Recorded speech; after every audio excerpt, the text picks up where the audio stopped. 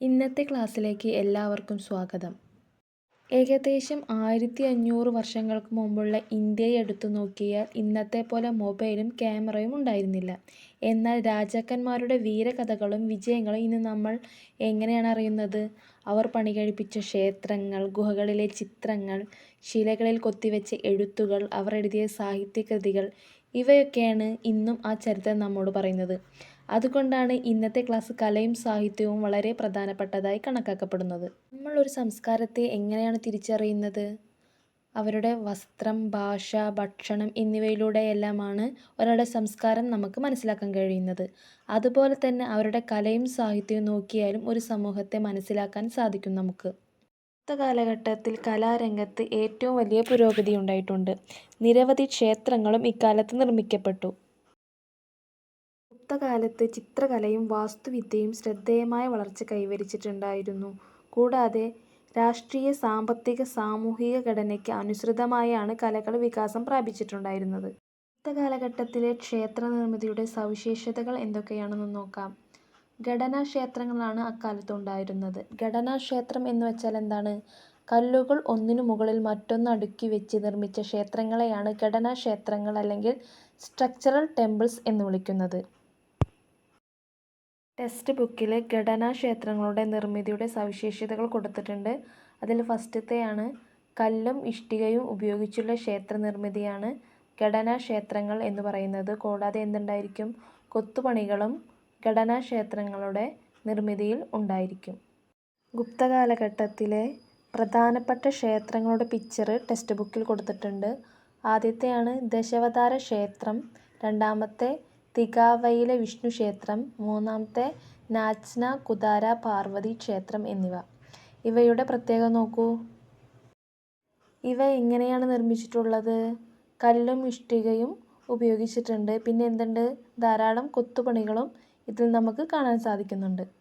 ഇനി ഗുപ്തകാലഘട്ടത്തിൽ തയ്യാറാക്കപ്പെട്ടിട്ടുള്ള ലോകപ്രശസ്തമായ ഒരു ഗുഹാചിത്രമാണ് അജന്തയിലെ ഗുഹാചിത്രം എന്ന് പറയുന്നത്. ഗുഹാചിത്രങ്ങളുടെ പ്രത്യേകതകൾ എന്തൊക്കെയാണെന്ന് നോക്കാം. രാജകീയ ജീവിതം, രാജസദസ്സ്, അതിമാനുഷ്യ ജീവികൾ എന്നിവ ഇവയിൽ ചിത്രീകരണ വിഷയമാകുന്നുണ്ട്. കൂടാതെ രാമായണ, മഹാഭാരത രംഗങ്ങളും ഇതിവൃത്തങ്ങളാണ് ഗുഹാചിത്രങ്ങളിൽ. അജന്ത ഗുഹാചിത്രങ്ങൾ നിർമ്മിച്ചിരുന്നത് പ്രകൃതിദത്ത വർണ്ണങ്ങൾ കൊണ്ടായിരുന്നു. എന്തിനായിരിക്കും പ്രകൃതിദത്ത വർണ്ണങ്ങൾ ഉപയോഗിക്കുന്നത്? പ്രകൃതിദത്ത വർണ്ണങ്ങൾ ഉപയോഗിക്കുന്നത് അനേകം നൂറ്റാണ്ടുകളെ അതിജീവിച്ച് ഇന്നും ഭംഗിയായി ചിത്രങ്ങൾ നിലനിൽക്കാൻ വേണ്ടിയിട്ടാണ് പ്രകൃതിദത്ത വർണ്ണങ്ങൾ ഉപയോഗിച്ചിട്ടുള്ളത്. ഗുപ്തകാലഘട്ടത്തിലെ ഭരണഭാഷ എന്ന് പറയുന്നത് സംസ്കൃത ഭാഷയാണ്. അതുകൊണ്ട് തന്നെ സംസ്കൃത സാഹിത്യത്തിന് രാജകീയ പ്രോത്സാഹനം ലഭിച്ചിട്ടുണ്ട്. പാലി പോലെ ജനകീയ ഭാഷ ഉപയോഗിച്ചിരുന്ന ബുദ്ധമതക്കാർ പോലും സംസ്കൃതത്തിൽ രചനകൾ നടത്തിയിട്ടുണ്ടായിരുന്നു. കൂടാതെ ഗുപ്തകാലഘട്ടത്തിലാണ് രാമായണവും മഹാഭാരതവും മിക്ക പുരാണങ്ങളും വാമൊഴിയിൽ നിന്ന് വരമൊഴിയിലേക്ക് മാറ്റപ്പെട്ടത്.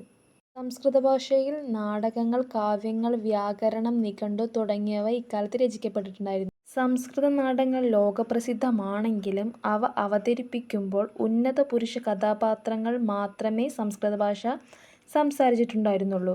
രാജ്ഞിയടക്കമുള്ള സ്ത്രീകളും താഴ്ന്നതായി കണക്കാക്കപ്പെട്ട ജാതിയിലെ പുരുഷന്മാരും പ്രാകൃത് ഭാഷയായിരുന്നു ഉപയോഗിച്ചിട്ടുണ്ടായിരുന്നത്. ഗുപ്തകാലഘട്ടത്തിൽ ഉയർന്നു വന്ന ഒരു ഇന്ത്യൻ തത്വചിന്തയാണ് ഷഡ് ദർശനങ്ങൾ എന്ന് പറയുന്നത്. ഇവ പരസ്പര സംവാദങ്ങളിലൂടെയാണ് രൂപപ്പെട്ടിട്ടുള്ളത്. ആ ദർശനങ്ങളെയും അവയുടെ വക്താക്കളും നമ്മൾ ടെക്സ്റ്റ് ബുക്കിൽ കൊടുത്തിട്ടുണ്ട്. അതൊന്ന് നമുക്ക് പരിചയപ്പെടാം. ആദ്യത്തെ ദർശനമാണ് സാംഖ്യ എന്ന് പറയുന്നത്. വക്താവ് കപിലൻ. രണ്ടാമത്തെ യോഗ, വക്താവ് പതഞ്ജലി. മൂന്നാമത്തെ ദർശനമാണ് ന്യായ എന്ന് പറയുന്നത്. വക്താവ് ഗൗതമൻ. നാലാമത്തെ വൈശേഷിക, വക്താവ് കണാദൻ.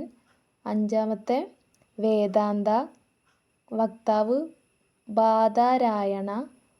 അവസാനത്തെയാണ് മീമാംസ എന്ന് പറയുന്നത്, വക്താവ് ജൈമിനി. ഗുപ്തകാലത്ത് ശാസ്ത്രഗ്രന്ഥങ്ങളും രചിക്കപ്പെട്ടിട്ടുണ്ടായിരുന്നു. അവയിൽ പ്രധാനപ്പെട്ടതാണ് ജ്യോതിശാസ്ത്രം, ഗണിതം, വൈദ്യശാസ്ത്രം എന്നീ മേഖലകൾ എന്ന് പറയുന്നത്. വരാഹമിഹിരൻ്റെ ബൃഹത് സംഹിതയും ആര്യഭട്ടൻ്റെ ആര്യഭട്ടീയവും അമരസിംഹൻ്റെ അമരകോശവും ഇക്കാലത്ത് രചിക്കപ്പെട്ട പ്രധാന ശാസ്ത്രഗ്രന്ഥങ്ങളാണ്. ഗുപ്തകാലഘട്ടത്തിൽ രചിക്കപ്പെട്ടിട്ടുള്ള ശാസ്ത്രഗ്രന്ഥങ്ങളാണ് ഇവ മൂന്നും എന്ന് പറയുന്നത്.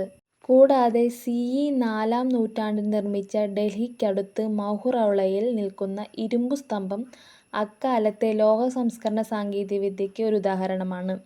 നൂറ്റാണ്ടുകളായി മഴയും വെയിലുമേറ്റ് നിൽക്കുന്ന ഈ ഇരുമ്പു സ്തംഭം ഇപ്പോഴും തുരുമ്പിക്കാതെ നിലനിൽക്കുന്ന ഒന്നാണ്. ഇന്ന് നമ്മൾ പഠിച്ചത് ഗുപ്ത കാലഘട്ടത്തിലെ കലയും സാഹിത്യവും എന്ന ടോപ്പിക്കാണ്.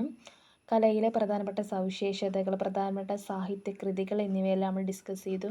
കൂടാതെ ഗുപ്തകാലത്തെ ശാസ്ത്രഗ്രന്ഥങ്ങളും നമ്മൾ പരിചയപ്പെട്ടു. ബാക്കി നമുക്ക് അടുത്ത ക്ലാസ്സിൽ ഡിസ്കസ് ചെയ്യാം.